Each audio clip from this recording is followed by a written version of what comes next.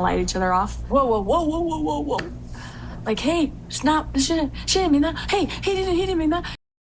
Welcome back to Reality Charm. Today, I'm recapping Sister Wives Season 20, Episode 2, and this one's called Welcome to Speed Dating. Alright, let's get into it. So we start off with Mary's storyline. She's in Salt Lake City, all ready to jump back into the dating pool, again, like Sister Wives Bachelorette Edition. Of course, her bestie and hype woman, Jen, is right by her side, coaching her like it's a game day or something. She's tossing out practice questions like, if you could have a superpower, what would it be? And wants her to ask, what crimes have you committed? So, honestly, yawn. Something exciting better happen at this event because we've been prepping for a long time for the speed dating thing.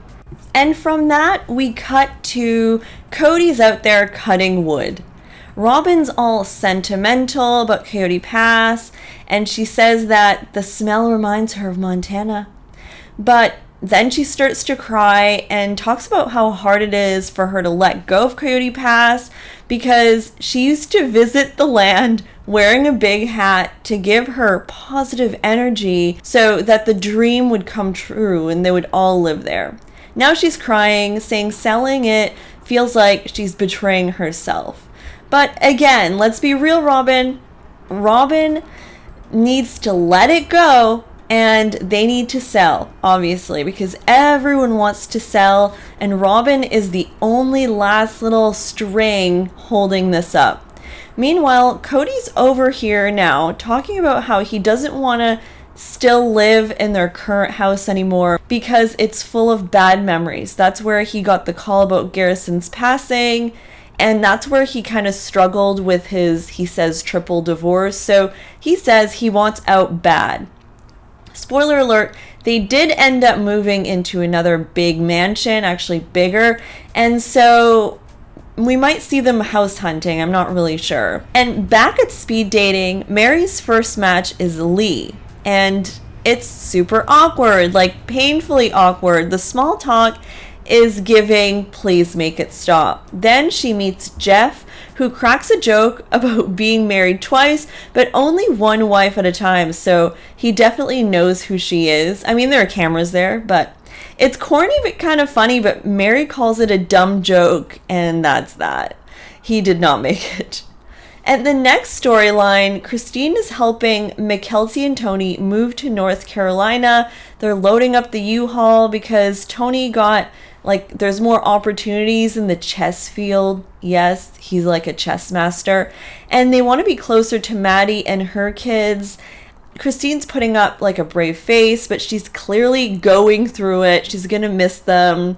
And honestly, I feel like Mykelti has emerged as Christine's favorite because she accepted David right away. And so, yeah, Christine's not happy about this move, especially after doing her backyard renovation for her grandkids. And Christine throws a little shade, saying Mykelti is the wife of the century for letting Tony have a chess career, complete with air quotes.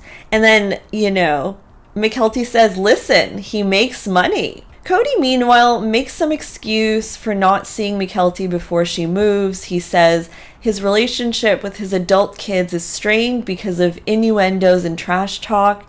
And I'm irritated because if he wanted to see Mykelti before she moved, he would have made that happen. Excuses. Back to Mary. She finally clicks with someone named Ron. He likes dogs, he travels, he's tall, and he's got a vision board. So Mary is pretty much sold. Then we get to this totally random scene, guys. So Christine and David are helping drive Mykelti's stuff, and so they're getting up first. And this adorable dog just shows up at the door. David starts goofing around, pretending to keep it or leave it at someone's porch and ring the doorbell. But in the end, the poor dog's just left outside and they go. So I really hope it wasn't a stray because that was kind of sad. Especially early morning when predators are hunting. But anyways, meanwhile, Mary and Janelle jump on a call to figure out the sale of Coyote Pass. things are pretty tense and Janelle has just had it. Mary's clearly guarded in the conversation too, and apparently Cody told Janelle to talk to Mary for him, which is wild because he was talking for a long time about how Mary was his favorite ex-wife and he wanted to rebuild a friendship with her, yet he can't even pick up the phone for an important call and call her. So make it make sense. Janelle's not having it though. She literally mocks Cody when he called ROBYN his shy pretty wife and laughs kind of like a villain. She's so done with Cody. There is definitely no hope there. Then Cody and ROBYN sit down to talk a little bit more about moving. Cody says that he wants space for the grandkids. ROBYN thinks if they buy big enough space, the kids will actually visit. Absolutely not. Like, if the space is not the issue, that is such a blind, weird comment to say. But anyways, they agree that they're going to start house hunting.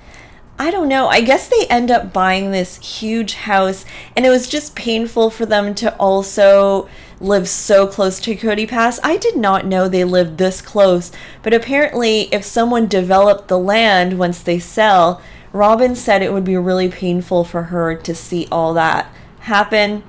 And I kind of understand. Spoiler alert, this is their new house, by the way. And it was very expensive. Anyways, this episode had a little bit of everything, guys.